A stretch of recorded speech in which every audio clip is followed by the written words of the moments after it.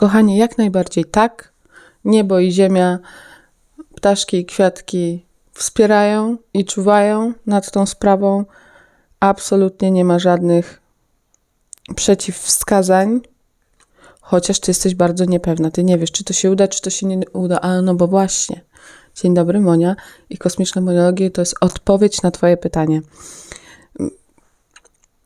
To nie jest pytanie, czy ty powinnaś podjąć ten krok, czy nie. To jest pytanie, czy mi się uda, ponieważ ja nie mam kontroli nad tą sytuacją, czy to wyjdzie, czy to przejdzie. Jak najbardziej przejdzie. Będziesz się